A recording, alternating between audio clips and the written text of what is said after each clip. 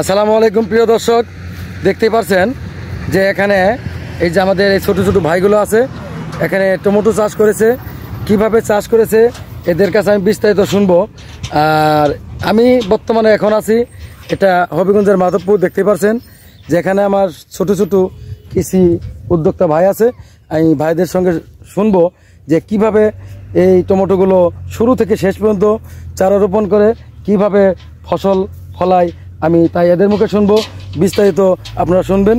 অবশ্যই আপনারা ভিডিওটি যারা যারা পাবেন একটু সবাই শেয়ার করবেন, একটু লাইক করবেন, যাতে আপনাদের ওসিলায় যে বাংলাদেশের সবাই এই টমেটো চাষগুলো করতে পারে। আসসালামু আলাইকুম ভাই। ওয়ালাইকুম আসসালাম ভাই, ভালো আছো? জি আলহামদুলিল্লাহ। ভাই এগুলো কি টমেটো? জি এটা কলম কলম কলম ছাড়া কলম করা। আচ্ছা আচ্ছা, উপরে কাটা, নিচে টমেটো গাছ। আচ্ছা আচ্ছা, কাটা হয় কি এর কারণে? এই যে কাটা গাছ দেখা যায়, এই যে কাটাগুলো, এই কাটা গাছ আপনার হয় মানে না, এই কাটা গাছটা না দিলে এই গাছটা বাঁচবে না। এটা অরিজিনাল কারণ হলো মানে এই সিজনে এটা ফলে ভালো লাগে। তাহলে মানে কাটা হবেই।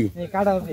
আচ্ছা আচ্ছা, আপনি যে এই টমেটোটা যখন চাষ করছেন প্রথম কিভাবে কি করছেন একটু বলেন। অনেকেই শুনতে চায়, অনেকে জানে না যে টমেটোগুলো কিভাবে চাষ করে, একটু বলবেন যাতে সবাই বুঝতে পারে যে এইভাবে আমাদের বাংলাদেশের অনেক কৃষক আছে যাতে আপনাদের মতো করে টমেটো চাষ করতে পারে। আর লাভবান কীরকম এটার দিক দিয়ে একটু সব বিস্তারিত বলবেন। প্রথম কি করছেন? প্রথমে আপনার ট্র্যাক্টর দিয়ে হাল বাইলাম। হাল দেওয়ার পরে আপনার গরুর গোবর দিছি। প্রত্যেক কানিতে আপনার 60 ট্রাক্টর গোবর দেওয়া হয়েছে। দেওয়ার পরে সার, নাফকো সার, ইউরিয়া, মেডিসিন এগুলো দেওয়া হয়েছে। তারপরে আপনার লেবার দিয়ে মাটি তোলা হয়েছে। মাটি তোলার পর কাগজ দেওয়া হয়েছে, কাগজের পকেট কাটা হয়েছে। কোন পকেট?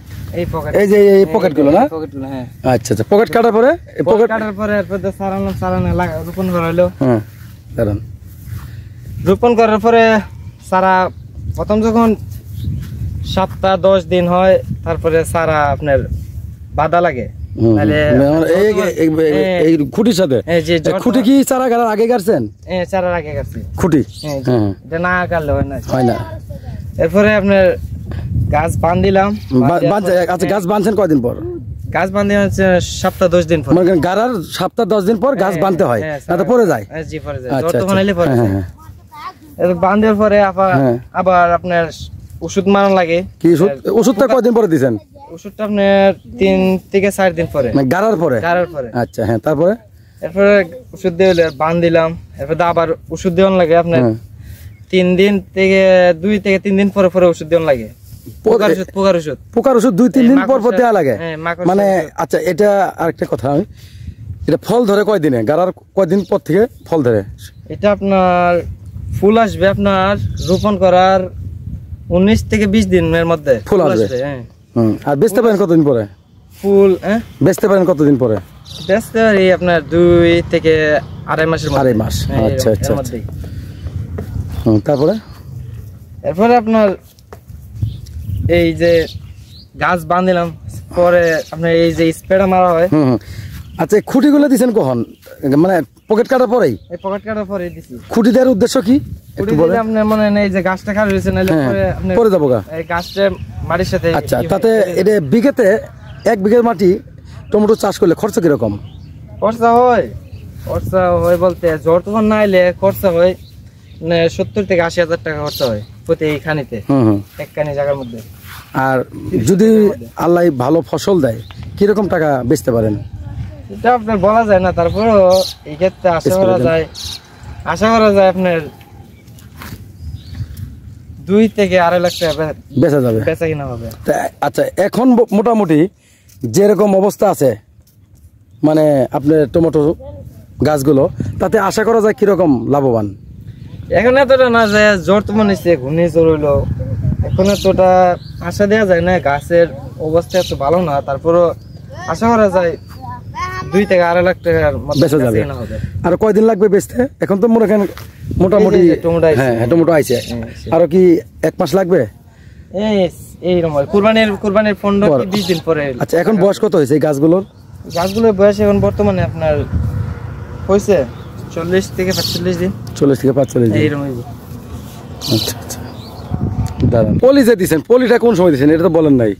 এই কাগজ, হ্যাঁ হ্যাঁ কাগজটা আপনার এই যে মাটি তোলার পরে হ্যাঁ এই পরে কাগজটা দেওয়া হয়েছে। আচ্ছা এটা না দিলে আপনার যে মেডিসিন দিয়ে হয়ে যাবে, ঘাস হয়ে যাবে, ঘাস হইলে পরে গাছ আর জুইতে হয় না, আচ্ছা ভালো হয় না।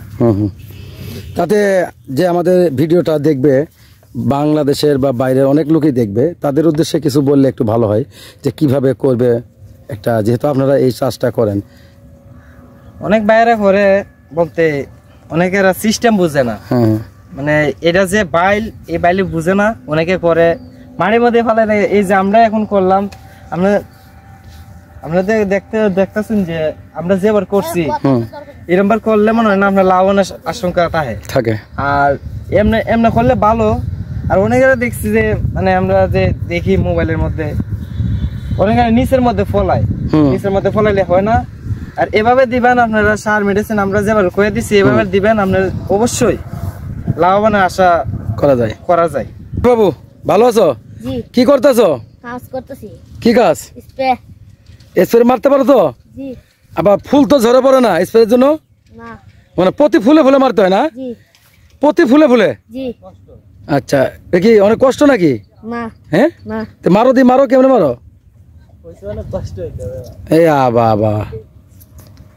আচ্ছা স্প্রে কি প্রতি ফুলে ফুলে মারতে হয়? হ্যাঁ প্রতি ফুলে, অনেক কষ্টের কাম। মারো মনে হয় না আশামূলক ভাবে ভালো হয়, এটা দিলে মনে হয় না মিস হয় না, ফুল মিস হয় না। আচ্ছা ঠিক আছে।